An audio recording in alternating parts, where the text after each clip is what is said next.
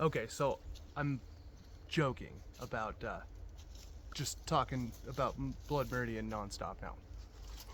I'm gonna have to do that in a different video. But anyway, like I say, it was my second Cormac Macarthy novel, Blood Meridian.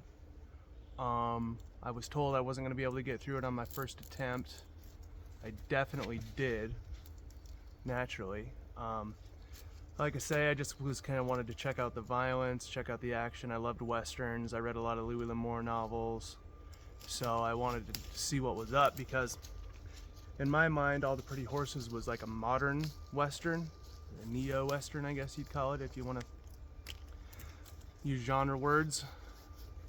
I'm very bad at words. A lot of times I use them incorrectly. So if I do that, just in the comment section, feel free to just tear me apart. Tear me apart. So yeah, I looked at All the Pretty Horses like it was a modern western.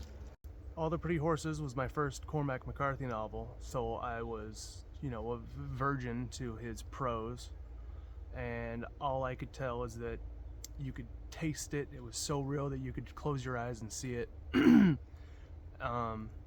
it flowed just so beautifully, like prettier than poetry. And the fact that it was about something that was close to me, the American West and the desert, and having a rebellious spirit and trying to follow it and serve it, and the trouble that it gets you in. It was just all stuff that just real close to home to me. So I just wanted to see what else he could do. So of course I wanted to, the fact that Blood Meridian was his novel that was like a technical, not technical, but a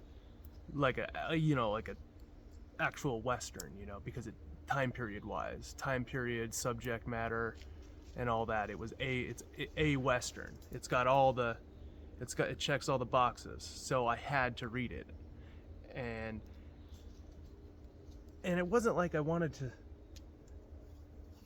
to read the violence just for the violence sake. It was that I wanted to experience violence through Cormac McCarthy's words and ideas.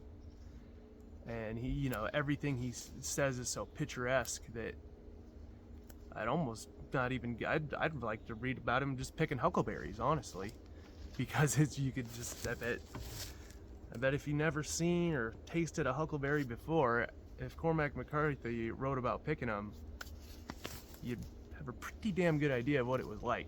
So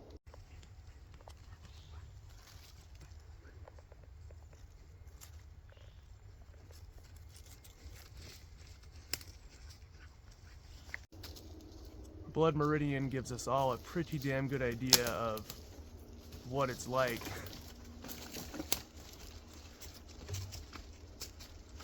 to live for war, I would say, maybe. I don't know, I don't want to use big words or big concepts necessarily right now. Anyway, so got my hands on Blood Meridian. I think I read it. I read it in a series of months.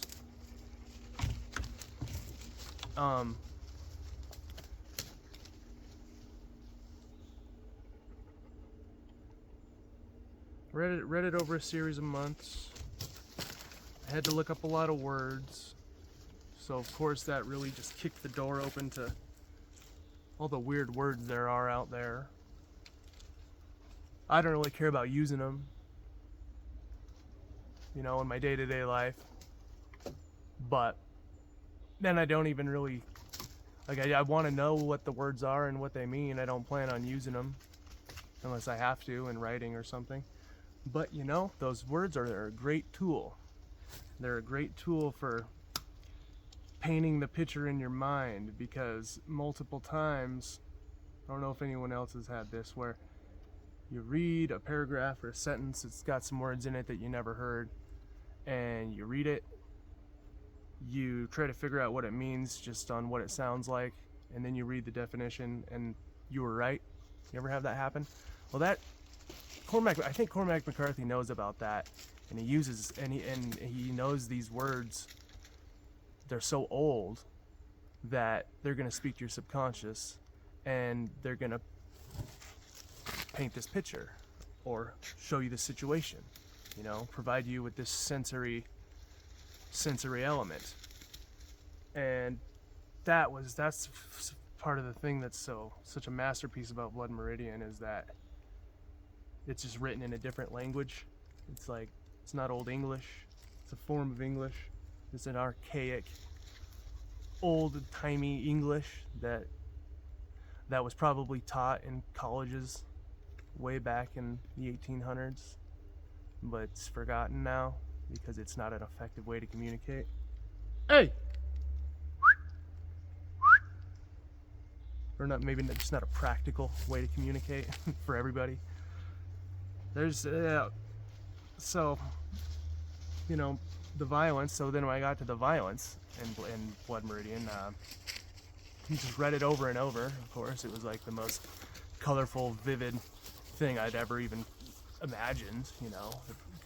It was all stuff my morbid little mind could not even conceive, and that was like a drug to me. And loved it. I loved it. So after Blood Meridian, we got to read The Crossing, because I was told, I think by that same teacher, that it's just kind of the natural progression when you're just going at Macarthy from that angle. And I would say Blood Meridian and The Crossing are my two favorites. The Crossing is the one that is just like I had the most interesting experience with personally and in my life. It's just the most memorable first read. Blood Meridian is of course my favorite, but The Crossing, I definitely had a wild first experience reading that book, and I'm gonna tell you all about it. Hey buddy. My dog just farted audibly. Yeah. Hey. What's up? You wanna go walking around? Alright, let's walk around. Let's go walk around and then tell these folks about what it's like to almost get fucking killed by the cops while you're tripping on mushrooms. And then to go into a coma for 4 days and have to learn to fucking read and write again. Swallow food.